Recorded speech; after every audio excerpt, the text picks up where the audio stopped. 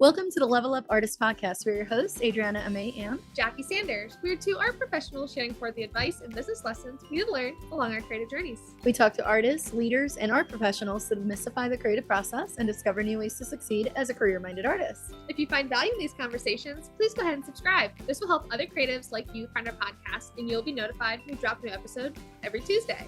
So on today's episode, we're having a bit of an informal conversation, just talking about what's going on in both of our studios. So in addition to doing the podcast, both of us have our own art businesses, projects going on, a million projects in the works, it feels like sometimes. So today we're going to go over what we're working on, some of our wins, things we're struggling with, as well as how we're using what we're making in our studios online to market our business, and of course, the very important sustainability check-in. But before we get to that, Adriana, what are you working on in your studio lately? Murals. That's what it feels like anyways. Yep. So essentially there's a combination of things going on. One of them that's most recent is that I was teaching a summer camp class at Art Space with teenagers, 9th grade through 12th grade, or going to the 9th grade and up. And essentially we were given a hallway that we could work on. So we assigned sections of the wall to each of the students. We gave them the theme. I helped them with mixing the paint and then the delivery of it alongside another artist who's also at Art Space, Anna Payne Roger, Previtt, all the last names, who also helped me co-run the class so that we could be on both ends on the wall. And if somebody needed help with color mixing and things like that, and how to troubleshoot things. So that was one of the mural things that's been going on. So what would you say, of course, I'm sure there's so many takeaways from working with teenagers, the lovely experience, but from either teaching or teaching with that age specifically, what would you say would be the biggest win or the biggest struggle with that experience? Like some of your takeaways. I think the biggest win was by having teenagers, a lot of them which already do art. That was really good. I've had this idea, and actually we've talked about it in the podcast before. I used to run a community canvas project. But what ends up happening a lot of times is people will paint over each other's stuff, which is fine. I mean, that's part of how it works. This helped me see a different way to run it, in which people are assigned sections. And I did a project for Garner, the town of Garner, in which we did have like assigned squares. So this was kind of a return to that a little bit. I think the second most helpful, maybe a little bit of a struggle for me, was like the attention span of the teenagers slash teenager, how will we put this gently? Teenager attitudes. And I don't want to sit here and complain because 99% of them were fine and they were awesome. There were a couple, no names, of course, to protect anonymity of these minors, where I was like, I mean, I do remember having, being that kid too, so don't get me wrong. Yeah. But it helped me see some ways in which I can better manage if there's someone that's just not engaged and or not sufficiently interested, how perhaps to talk to them and be like, hey, this is where the rubber meets the road. You either finish that wall or you're out. And I don't know. I'm like that person that I'm like, I don't want to scar them for life. But at the end of the day, this is a summer camp. Like, this is not for grades or anything like that. So that was very interesting to see that. But and being a mural, though, it's also something that's permanent, going to be on display for the foreseeable future. So Correct. It's also different than teaching of, hey, we're doing a 2-foot by 2-foot canvas. If you decide not to participate, then like it only affects them. This Correct. is something that's gonna be looked at for a long time.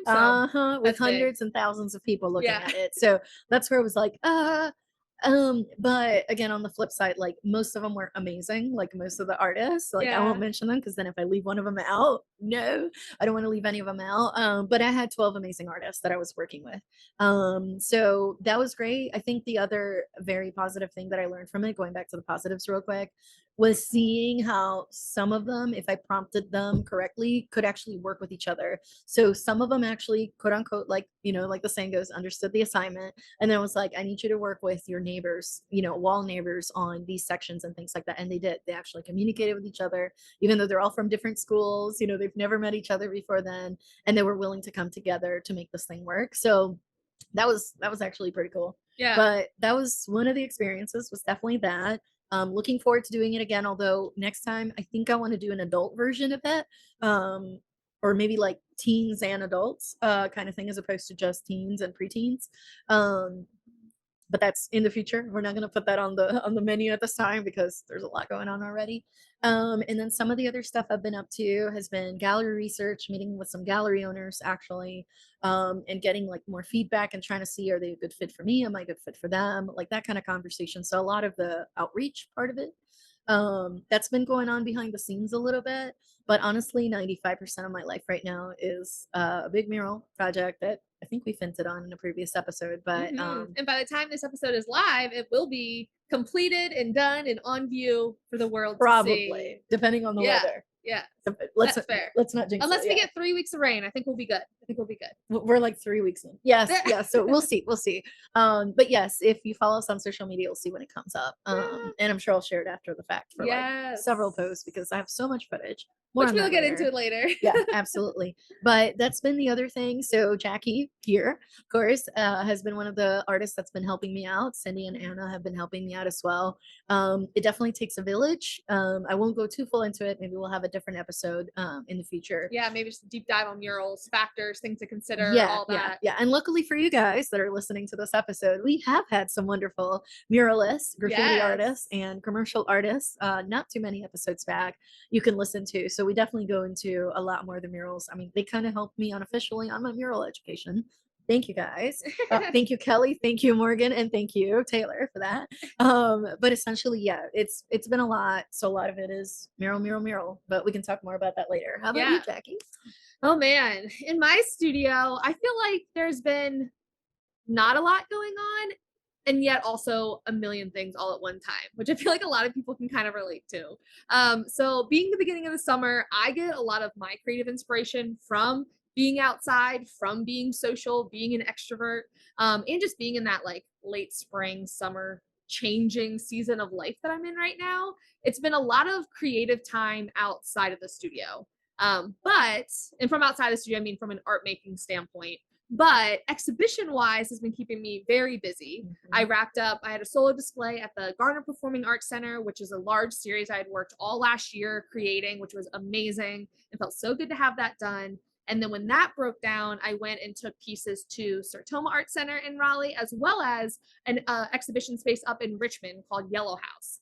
And so those will actually be coming down shortly. But it was really fun having the experience of juggling the inventory of pieces that I have and kind of repiecing them together. So essentially putting all the pieces that were in the Garner Performing Arts Center, splitting them into two groups, and then adding pieces to them to create two new exhibitions was a super cool experience. Yes, it was a quick timeline because they happened right after another, but I figure, of course, it's better to have pieces out in the world and on display rather than having them in storage in my studio. And especially working larger, that's a storage issue that needs creative problem solving sometimes. But also the opportunity to show in a different state was really, really cool. Going up to Richmond, I went to college in Virginia, which was still like 2 hours from Richmond. They kind of all make a triangle, but it was cool seeing my work in a new space. I think any artist will attest to like whenever you get your artwork outside of your studio, whether it's a coffee shop or a gallery or a co-working space, it's cool just one, seeing your work in a new environment. Also having new people see it, having more eyes on it, and then selling artwork to a new audience as well is fun. So I set the boundary for myself of a 2 to 3 hour radius around Raleigh is kind of my focus for the foreseeable future from a display of my artwork standpoint. And with this opportunity, they did offer in as part of it a free stay with their Airbnb that they have as part of their business entity, which is very exciting. So it's also like 2 free trips to Richmond for drop off and pickup, which is a lot of fun. That's awesome. Yeah. So definitely taking full advantage of that, visiting friends, going to galleries and museums up there.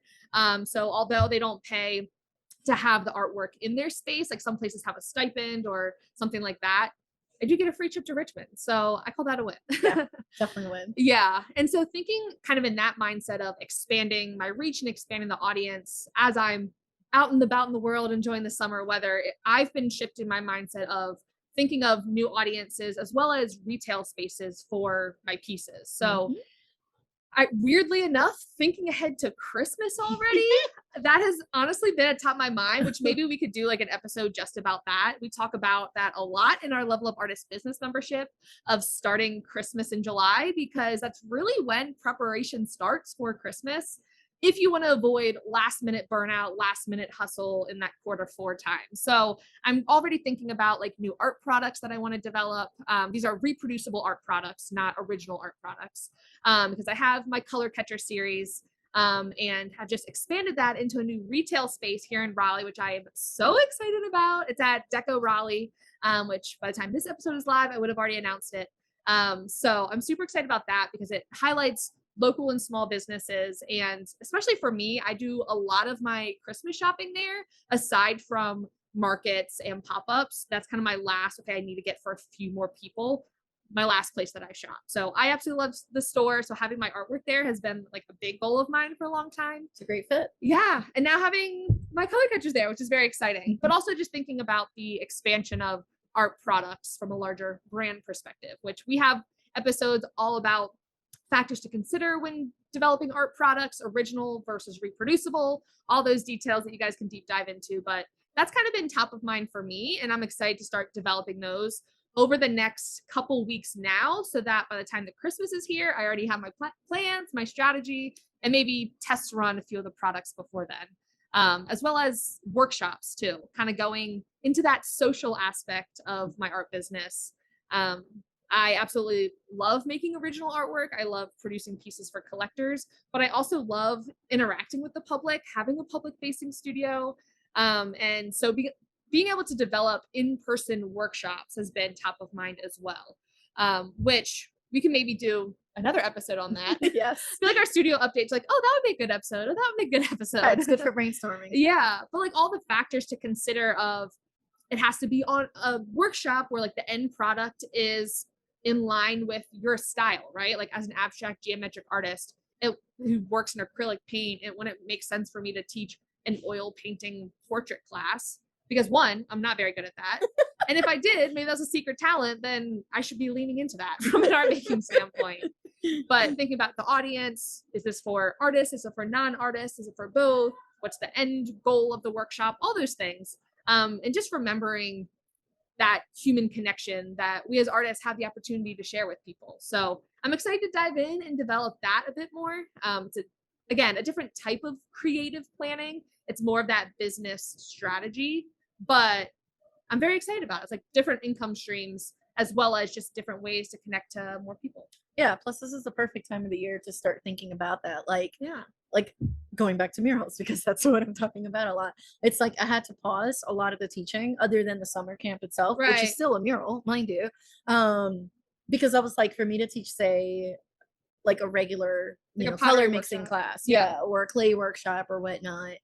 That wasn't aligned with exactly what I was doing at that time while the mural was going on. It just felt like too much to juggle. Yeah, it's almost if you So- think of like where your creative energy is going, it's like if you were balancing like the mural mind as well as the pottery workshop mind, it's almost too much. It's too much. Like they have to be aligned enough to where your Yeah. creative energy is going in the same direction. Correct. And understanding that it is just a pause. Yeah. It's not like you're saying no to it forever. And I think that's been the biggest lesson that I've learned recently, is understanding the ebbs and flows of the creative process. That there's going to be parts where you're in the studio every day, spending several hours, if you're able to with your schedule, like just cranking out work, tunnel vision.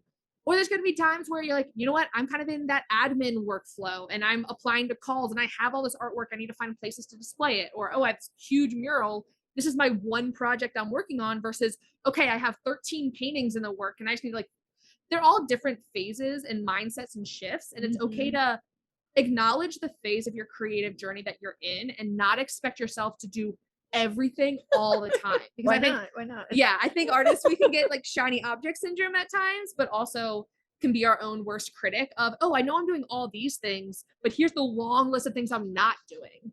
And just understanding it's not that you're not doing it right now. It's just you'll be doing them later. Yep. And picking your top priorities. Yeah. Give yourself grace during the changes. Oh yeah, no, absolutely. Yeah. It's like a few weeks from now, by the time this airs, I will be teaching a ceramics summer camp workshop. Yeah. But I've been looking forward to getting back into the ceramics. It's just that there's so many steps involved that I'm like, I can't like fire something that's not ready to fire because I'm also dealing with murals. Yeah. And what if it dried out and now it broke and now like that's too much. But I'm like, okay, it'll be good once this mural is done to be able to use that for applications for future mural and public art projects while getting back into the ceramics and, oh, surprise, also teaching a ceramic class around the same Yeah. time. So it's like trying to line those up, line up the teaching part with whatever other big project I'm going. I feel like that's a little bit less,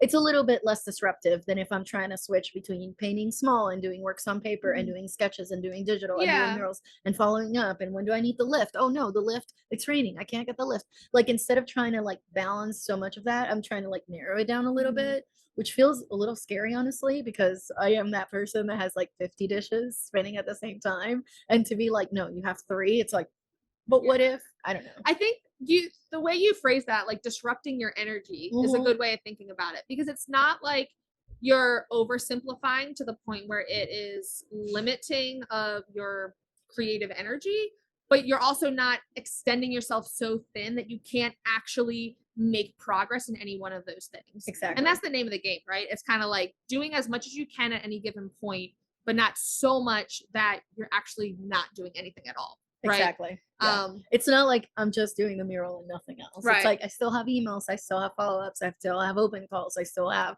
things for classes I need to prepare. I still have commission clients that I need to work with. Like it's just there's plenty. Yeah. But The biggest thing with that is marketing. We still have to market ourselves with all these projects as artists. I know, I know. I wish sometimes we had like a, you remember those MTV reality shows? I wish we had like a crew that was like filming and editing and Oh, posting this stuff for us, you know? man. Okay, maybe not all the time. We need to have a grant for that. Unscheduled times. Yeah, somebody following around and they take the footage and they edit it and they post it and tag you and you're good. But that's a different story for a different day. But that's some of the stuff we want to continue to talk about. But we're going to be continuing to talk more about our studio updates, about showing up online, and of course we have to do our sustainability check-in. We've given you a little peek into that, but we want to talk about that a little bit deeper. But first, we want to get in a quick word from our sponsors. This episode is brought to you by our Level Up Artists podcast supporters. If you have gotten value out of listening to our podcast, please consider becoming a supporter for $4 a month. This podcast is our way of sharing it forward, and we get so much value out of these conversations ourselves, but producing a podcast isn't free. We have personally invested in podcast equipment and video editing software, as well as dedicate our time to produce, edit, and distribute a new episode every week. By becoming a podcast supporter, you will help us keep the podcast running smoothly and get access to amazing off-the-record conversations with seasoned artists, authors, art collectors, gallery and museum professionals, as well as industry leaders. These conversations offer even more valuable advice for artists at various stages of their career. You also get access to our artist community platform and our gratitude for keeping the podcast going. Head on over to levelupartisthub.com to sign up and become a podcast supporter today. All right, so welcome back. Now that we've talked about some of the projects we've been doing that's consuming both of our times, Adriana, how have you been sharing your studio practice online recently? From a marketing aspect. Woo! You remember how I mentioned like having a crew around would be nice? Yeah. So normally I've been doing pretty good with sending out, newsletters or at least showing up online every once in a while. Cause I'm always like, if I'm not going to show up on the social media platforms, I'll at least do the newsletter, which is of course not a social media platform. Yeah. To keep people in the loop. But honestly, it's been so consuming that by the time I get home, I'm so tired. I'm like, I have put together some reels. So that's been For good. Instagram. Yep, I have. And then I have some stuff that I've started to write down as I go through the mural process that I want to share more about later. So I've just been using the notes app on my phone and I'll just put it on dictation mode. And sometimes I'm driving and then I'm just like talking about things that I want to show up on the newsletter or show up on social media later. Same thing with a lot of the parts of the process. I've been documenting more of it. So I don't have time. Time's not the right word. We all have the same amount of time. I don't have the bandwidth to be editing all these videos and all this content that I want to create regarding this project. So I've only shared a little bit here and there, but I've been documenting so that once we wrap up on this thing, and suddenly I quote unquote find myself with all this quote unquote extra time that I would have devoted to the mural, I can turn around and use that time to now take all those photos and all that footage, not just of myself and of the process, but again, I mentioned I've had some artist friends help me out. So a little bit clip here and there, and also showing them helping me out in order to be able to use that on a future newsletter, YouTube, social media, all that kind of stuff, as well as being able to use that for applying for future calls. So one of the challenges for me regarding murals right now is that like I don't have many big ones under my belt. Like I have some smaller mural and public art type projects, but this one's huge. Like this thing is so freaking big, like ridiculous. To me, it's ridiculous. Like Yeah. I'm sure, muralists that have done 7-story buildings are laughing. Like that's only one floor and a half Yeah. towards the end, but it's still 100 feet wide. Like that's so huge. So for me, like this is one of those like a portfolio builder type situation. So that's where I'm like, okay, I may not have the bandwidth to be posting about it all the time right now. In And real time. in real time, yeah. And I've shared clips here and there, but that's okay because as it relates to future open calls and future opportunities, well, that mural is like right at 25 years or so. So it's not going anywhere. Like I can always share it later. Yeah. Like And I that's think the plan. I think that's a good takeaway too of documenting your process as you go. Mhm. And it's really a matter of finding as an artist and as a business owner, like what is best for you. Some people prefer to share in real time. They don't want to have videos from 3 days ago that they have to then edit later and then post in the future. They'd rather just like get it done, check it off, and have it in the past. Versus if it is a big project like this, like you're saying, if it is a disruption to your bandwidth during the project to share in real time, we're business owners of our own art. You can share after the fact. Like you can share, oh, throwbacks to the making of this mural, Mhm. but you have been taking video content as you go. You have been taking pictures. So yes, the mural may be live early July, but you can make 6 weeks of social media content and newsletters and blogs Yep. based on that content. You know? Actually, even past that. Yeah. Like there's some artists that I follow on Instagram that throwback to murals they did 6-10 years ago. Right. And it looks fresh. Like it's as long as it's still in their style, of course. Right. But no, it's that idea too of like not just disruptive, it's also if I want to tell a story through the video and all I'm doing is just like a clip post, like I want to have that time to come back and then select, do I want to do a voiceover? Do I want to zoom in this way and then show this way of the process? Like, do I want there to be I don't want to say curated story because my clips, for the most part, you're gonna see what you're gonna see. Like that's the real thing. We're not like, okay, can you post now? It's not that kind. But I do want to have that chance to. I do like that part of videography, like the storytelling, the Right. narrative part of it. And if I'm just sharing, then to me that feels a little diluted. If I'm just sharing clip, like daily, this is what's happening. That's great. If I was a consistent story or using stories on Instagram type Right. of Yeah. person, Yeah. then that makes a lot of sense because for people that follow me daily that are looking for the They're in- stories, that's yeah. one thing. And that's like the more real time, almost like newscast version. I think of Yeah. it as like you see it as you get it. But I'm like, I don't do that. Like there are days where I don't look at Instagram at all. Right. Actually, sometimes it's more than a week. And I that's haven't good looked because at you it. can like choose your style. And so it's not like a huge shift content wise if you post after the fact. Exactly. And that way I have the time to be like, what clips do I want? What clips don't I want? Do I want to reorder Mhm. stuff? Like there are some things that there's so many repetitive parts of the process, which, again, Yeah. we'll do an episode on this at some other time probably, or go look at my Instagram. Hey. But essentially there's parts of this process since I'm using mural fabric as opposed to painting on the wall directly first that they're repetitive. So if I showed you a daily, this is what we're doing. Still painting this color. Still cutting Still the cutting fabric. this. Right. It makes sense to do summary. Okay, here was step 1, 2, 3, 7, 8. Okay, now it's done. Exactly. Like, and then I think that's a good lens of, especially when it comes to video content. And this is like a larger just social media Mhm. tip and trick strategy, whatever you want to call it, is before I post at least, I always ask myself, like, so what? If I was viewing this in someone else's feed, be like, okay, so what about this? What's the point of you sharing this? And I think especially as artists and fellow educators like in the arts field, it's either sharing a style technique, demystifying what the process looks like, sharing a story about the overarching idea of the piece. And you're like, why should someone care about this? And so then being able to post it in retroactively gives you that benefit of, okay, this is done, and you have time in the bandwidth to reflect on, oh, this is why this was important. Yeah. This is why that was important. And then it's just more educational and beneficial to the viewer Yeah. too. Yeah. So it's not always a negative thing posting No. after the fact. No, I'd rather do that. Plus, Yeah. like in this particular case, like we've had weather. I mean, it's an outdoor installation. It's weather definitely plays a part. Yeah. Instead of me going like, it's being installed tomorrow, haha, and then we Just got rained kidding. out. No. Like instead of that, it's like, no, let's skip through all that. And then I can show you like the parts I'm most interested in. But I'll have the chance when I have more bandwidth to look through all the footage and be like, how can I tell a cohesive story with this? What order do I want to show it in?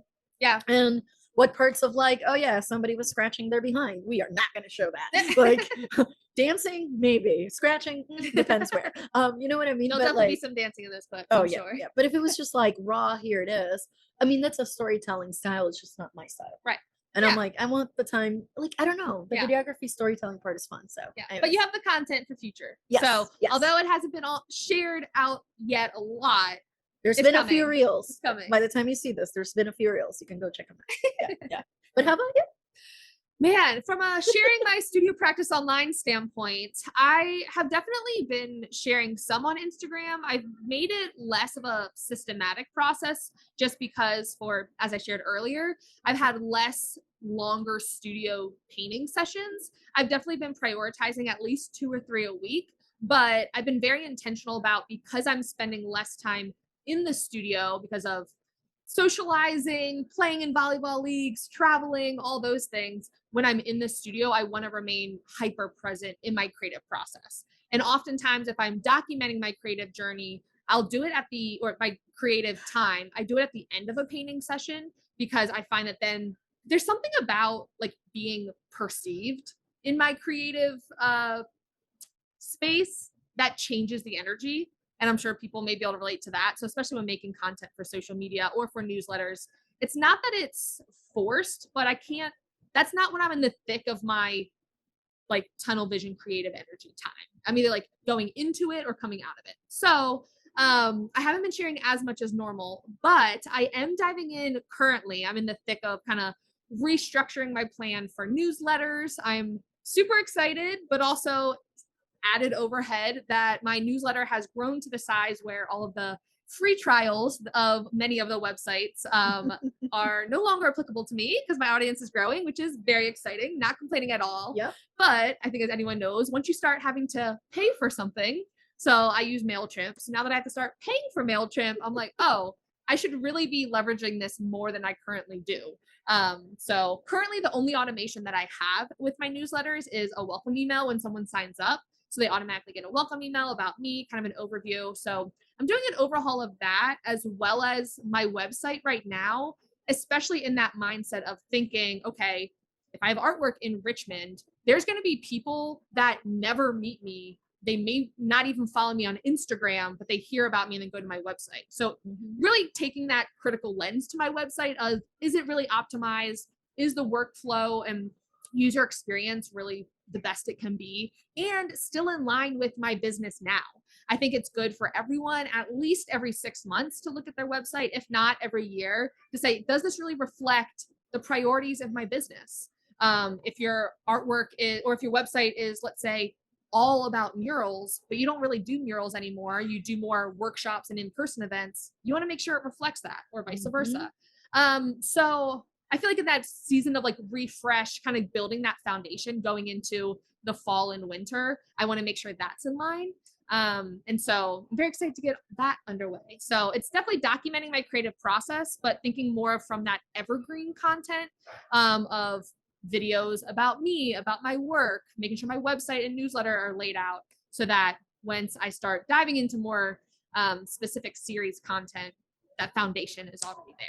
So I feel like it's not very satisfying in that same performative way of like, oh, I'm posting reels every single day, but it's kind of that behind the scenes work that just has to get done, that people may not recognize when you do it, but they recognize when you don't do it, if that makes sense. If you go to someone's website and you're like, this artwork is totally different than what they're currently making, you know they haven't updated their website in a while. That's if they notice, to be fair. That's true. Like if you have a super fan, of course. Yeah. But it's or like if they follow you on Instagram Yeah. and your Instagram's up to date, and then they click over on the link, go to your website, and it's completely That's different. what I mean. Yeah. It's one of those, when it's done well, no one notices. But when it's done poorly, people can tell. And of course, I think in the arts, people are a little more lenient, but that's what I'm focusing on right now, which I feel like has been really good from a sustainability standpoint. I've been trying to really, as I said earlier, acknowledge the ebbs and flows of the creative process, understanding that with being more social, going out more, being a more sports league, just being active, it inherently, we all have the same amount of time in a day. And I have less time in my studio, but it's a trade-off right now that is really fueling my creativity And when I am in the studio, I find that I'm a lot more intentional, which is that perfect balance. Absolutely. Well, I would have to say sustainability wise on my end. I mean, I've had a few moments of like, there's a lot going on. I mean, this is honestly the first time with a project of this scale that I'm like, okay, I have over $1,000 worth of gel medium in my cart and I have to buy it. I have never in my life thought I would buy $1,000 worth of freaking gel medium, you know? Yeah. So there's some things being like the financial part of it where it's like it's big expenses for a bigger payout of course, but like it's not just that. This is a commission project, right? A mural Yeah. is a commission in many ways, so it's like there's a lot of people involved and you want to make sure that like all the T's are crossed. What is it? T's are crossed and I's are dotted. Something Yeah. like that. One of those things. But like essentially, like there are so many stakeholders in the Mm, project. So it does have like a level of stress with it. I mean, I am learning a lot with this one. And again, I'm really, really happy that I have friends, artist friends helping me out where I can be like, and they're like, calm down, you got this. yeah. Like we got your back and you got Multitasking, this. hiring on like a team that can support you. And Oh you're, yeah, that's another one. I'm paying these artists for the record. yeah. Yeah, yeah. Like Well, this is not come help me out for pizza and beer. This is like, right. no, you're getting paid. So Yeah. there's that involved too of like, I want to make sure you all have something interesting to do as well, Mhm. and that this thing gets done. And oh, it's a lot. But at the end of the day, I think it'll be okay. Like I'm not like sleepless nights every Yeah. night, just a few here and there. And as we talk about a lot on the podcast, time tracking is very important. Oh, And I know you've shared with me, hardcore time especially with tracking. this project, anytime you do any new process, really, especially something at this scale, tracking expenses and tracking your Everything. time so Everything. that after the fact, you really can evaluate profitability, which is thinking of a creative project in a very business lens, but thinking, okay, after blood, sweat, and tears, after the long days, looking at the numbers of is it worth it financially? Yep. And what is that profit margin? So that makes it a lot easier to either one, price accordingly the next project, or realize, okay, I would so much rather do more projects like this than sell pieces where I get $2 at the end of the day profit. Which You know? spoiler alert, it's the yes, I want to do more of this. Yeah. You know, when y'all get on a roller coaster. Well, I don't get on roller coasters anymore. I get vertigo. But when I used to get on roller coasters, and those of you that still do, you know how like you'll go through one. This is literally actually this project. Yeah, you're Actually, like a that's the little perfect scared metaphor. after the fact. You're like, but I kind of want to do it again. That's exactly it. You just hit it because it's like you're in it and you're just like you don't want to scream too loud because there's people next to you and you want to, but also you're like scared, so you're gonna scream anyways. Anyways, it's like all these different things, and hopefully you can eat before you got on it. Ooh, no. But hopefully you eat before you start a mural because that's a long day. Correct. Fuel, hydrate, food. Definitely hydrate, shade, go in the shade. Wear sunscreen, please Caffeine, wear but not sunscreen. too much caffeine because you get all shaky. It's of the balance of the mix of all the things. Anyways, but yeah, it's exactly that. So that's where I'm like from the sustainability side of things. I'm like, there's a lot I'm learning through this one that I'll be able to, just like painting, actually, just like any other art medium, especially if you're going bigger. There are some things you're going to learn about it. Like using a little brush on a tiny page is not the same as using an 8-inch brush on a giant canvas. It's that not same, quite the same mark making. and different body movements and things like that. And can you do it for 3 hours versus only 10 Yeah. minutes and then you're tired? So it's kind of like that kind of mindset.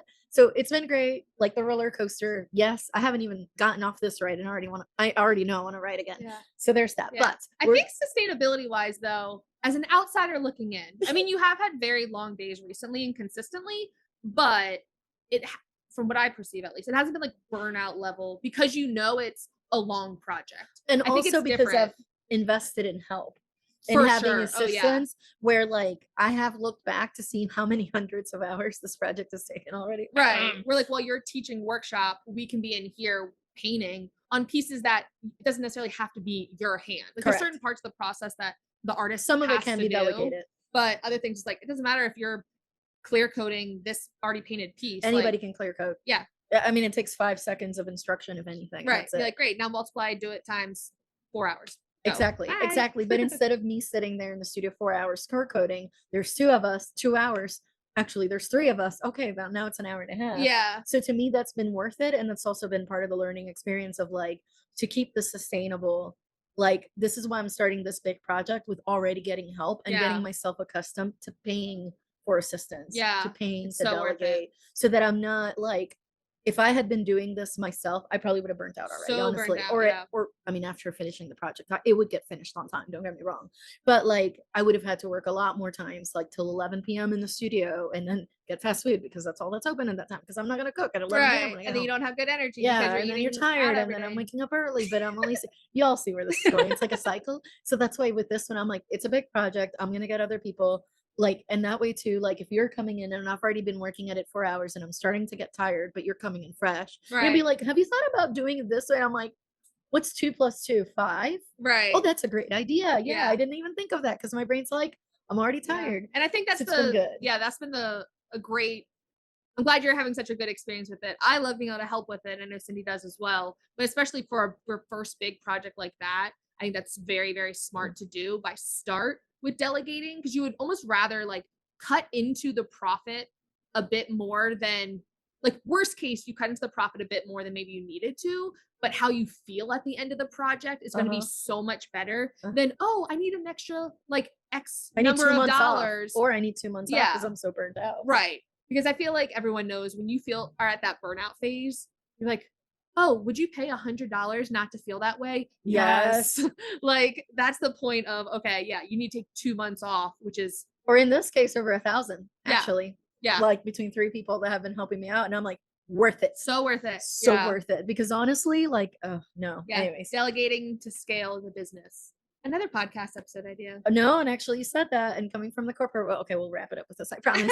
But like something I learned from the corporate environment, especially in financial services, which is the last industry that the industry I worked at for a long time, investment services, was essentially like expansion requires delegation. You've probably heard us say this before if you've heard Yeah. our podcast. But it's true. It's like Jeff Koons can't do what he does by himself, does he? He has a whole freaking team of artists Yeah. helping him build these gigantic, Even the over the old top masters, they literally worked In in teams. large teams. Yeah, They yeah. had apprentices. They had Michelangelo guilds. probably had, I don't know, dozens of people working with Yeah. him. They had guilds that they trained, and then they did like the faces Exactly and like the hands. master. That's it. Yeah, pretty much. Doesn't matter who did the left tree, third one from center. They're like, yeah, At the top of the ceiling. Yeah. That nobody's gonna see. Yep. Yeah, y'all see where we're going with this. But all right, we could keep talking about this topic for a bit. This is like so much fun. But that's a wrap on today's conversation, and we hope you really enjoyed this episode. As always, our blog will be linked to today's show notes. We can find episode notes and links to all of our other podcast episodes. And if you want to stay connected with us in between episodes, share your feedback, or have a question you would like for us to answer on the podcast, you can reach us through social media. I'm at May Art across all platforms. And I'm at J Sanders Studio on all platforms. And if you want to follow the podcast, we're at Level Up Artists on Instagram. You can also visit levelupartisthub.com to join our business community, get immediate access to templates, resources, and course modules to level up your creative career today. Thank you so much for listening. We'll talk to you next week.